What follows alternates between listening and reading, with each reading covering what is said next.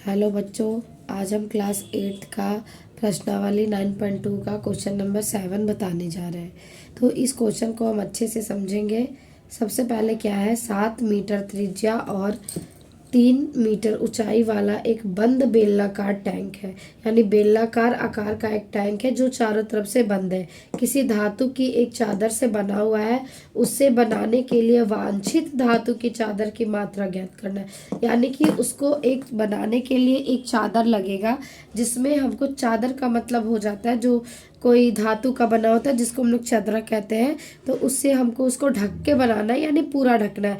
जैसे हम लोग इस चैप्टर में हम लोग एक पढ़ते हैं, एक होता है वक्र पृष्ठ क्षेत्रफल, एक होता है वक्र पृष्ठीय क्षेत्रफल, यानी कि जिसको हम लोग लिटरल सरफेस एरिया कहते हैं, इंग्लिश में बोले तो लिटरल सरफेस एरिया।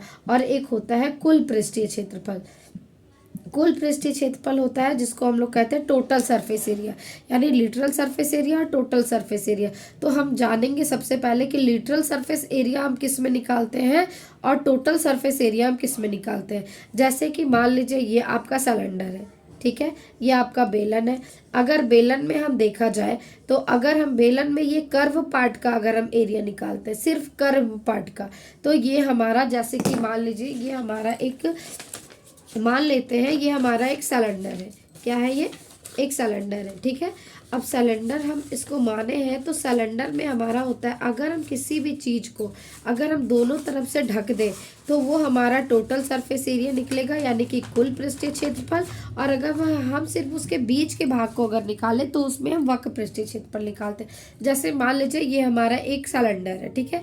अगर सिलेंडर में सिर्फ बीच वाले पार्ट का एरिया निकालेंगे, सिर्फ कर्व एरिया को निकालेंगे, तो ये हमारा लिटरल सरफेस एरिया हो जाएगा, यानी वक्र पृष्ठीय क्षेत्रफल। और अगर हमको इसको ऊपर से भी ढकना है और नीचे से भी ढकना है, तो इसके लिए हमको इसमें टोटल सरफेस एरिया निकालना होगा, यानी कि कुल पृष्ठीय क्षेत्रफल निकालना होगा। तो हमें इस क्वेश्चन में बोला है किसी धातु की एक चादर से बना हुआ है जो बंद बेलनाकार टैंक है, यानी कि ये चारों साइड से ये कर्व भी मुड़ा हुआ है और ये ऊपर से भी बंद है और नीचे से भी बंद है, इसलिए हम इसको इसमें कुल पृष्ठीय क्षेत्रफल निकालेंगे। तो बेलन का कुल पृष्ठीय क्षेत्रफल क्या होता है? 2πr bracket h+r। तो इसमें हम कुल और वक्र कहाँ निकालते हैं ये तो आप लोग को समझ में आ गया होगा। जैसे कि अगर हमारा कोई रूम है, अगर रूम के हमको चारों दीवार को सिर्फ पेंट करना है तो उसके लिए हम लिटरल सरफेस एरिया निकालते हैं, यानी वक्र पृष्ठीय क्षेत्रफल निकालते हैं। और अगर ऊपर के सीलिंग को और नीचे के फर्श को भी अगर हमको पेंट करना होता है तो उसमें हम टोटल सरफेस एरिया यानी कुल पृष्ठीय क्षेत्रफल निकालते हैं। तो चलिए अब हम इस क्वेश्चन पे आते हैं। जहाँ तक लग रहा है आप लोग को वक्र और कुल में तो समझ में आ गया होगा। तो अब हम लोग इस क्वेश्चन को बनाते हैं। बनाएंगे कैसे? अब पता चल गया कि इसमें हमको बंद बेलनाकार टैंक का हमको चादर की मात्रा निकालना है, जो कि ऊपर से भी ढका होगा और नीचे से भी ढका होगा, इसलिए हम इसमें कुल क्षेत्रफल निकालेंगे। तो सबसे पहले हम यहाँ पे आंसर में लिखते हैं बेलनाकार टैंक की त्रिज्या। तो बेलनाकार टैंक की त्रिज्या क्या है बच्चों?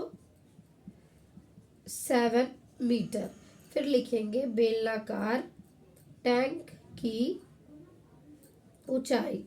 बेलनाकार टैंक की ऊंचाई क्या है बच्चों? तो ये है हमारा 3 मीटर। अब हम इसमें लिखेंगे बेलनाकार टैंक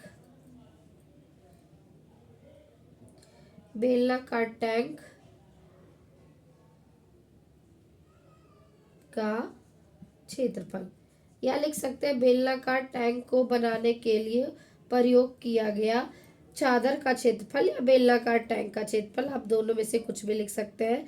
तो ये होता है 2πr × h+r। तो इसमें हम निकालेंगे 2, पाई का वैल्यू 22/7, r जो हमारा दिया हुआ है वो है 7 मीटर, और h हमारा दिया है 3 मीटर, और प्लस r दिया है 7 मीटर। अब ये 7 से ये 7 कट जाएगा, क्या बचेगा हमारा? ये 44, और ये मीटर है तो मीटर हो जाएगा।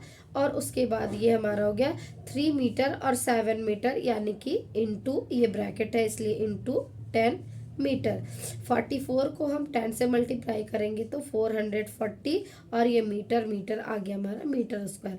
तो ये हमारा आ गया आंसर, यानी कि जो बेलनाकार टैंक को बनाने में हमारा लगेगा वो 440 मीटर स्क्वायर का चादर हमको लगेगा। इस तरह से हम इस क्वेश्चन को कंप्लीट किए हैं। आपको मैथ्स में जिस भी चैप्टर में जिस भी क्वेश्चन में दिक्कत है आप हमें कमेंट करके बता सकते हैं, तो हम उसी पे वीडियो बनाएंगे और उस पे अच्छे से हम आपको समझाएंगे ताकि आपको अच्छे से समझ में आ जाए। जिस भी क्वेश्चन में दिक्कत हो आप हमें प्लीज़ कमेंट करके बताएं। Thank you so much.